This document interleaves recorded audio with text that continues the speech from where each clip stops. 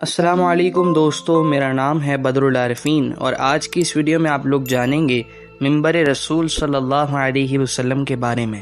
حدیث پاک میں ہے کہ نبی کریم صلی اللہ علیہ وسلم خطبہ ارشاد فرماتے تو کھڑے ہو جاتے، پھر قیام کو طویل کرتے تو کھڑے رہنا دشوار ہوتا، چنانچہ کھجور کا ایک تنا لا کر آپ صلی اللہ تعالی علیہ وسلم کے پہلو کی جانب زمین میں گاڑ کر کھڑا کر دیا گیا۔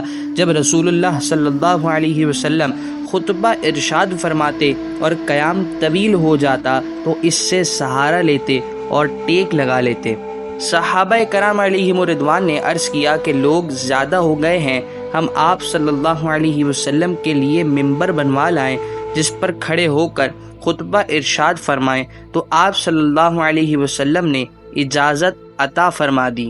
حضرت سہل بن سعد رضی اللہ تعالی عنہ کا بیان ہے کہ رسول اللہ صلی اللہ علیہ وسلم نے ایک خاتون کی طرف پیغام بھیجا کہ اپنے بڑھئی غلام سے میرے لیے لکڑیوں کی کوئی ایسی چیز بنوا دو کہ جس پر بیٹھ کر لوگوں سے گفتگو کر سکوں۔ اس خاتون نے اپنے غلام کو حکم دیا کہ جنگل سے جھاؤ کی لکڑی کا ممبر بنا دو۔ وہ تیار کر کے لایا تو اس عورت نے اسے نبی پاک صلی اللہ علیہ وسلم کی بارگاہ میں پیش کر دیا۔ نبی کریم صلی اللہ علیہ وسلم کے حکم کے مطابق اسے رکھا گیا اور آپ صلی اللہ علیہ وسلم اس پر تشریف فرما ہوئے۔ جب ممبر شریف تیار ہو گیا تو آپ صلی اللہ علیہ وسلم اس پر خطبہ دینے کے لیے جلوہ افروز ہوئے تو کھجور کے تنے سے رونے کی آواز آئی۔ آپ نے اس پر دست شفقت پھیرا تو وہ خاموش ہو گیا۔ پھر نبی کریم صلی اللہ علیہ وسلم کے حکم سے اس کو ممبر کے نیچے دفن کر دیا گیا۔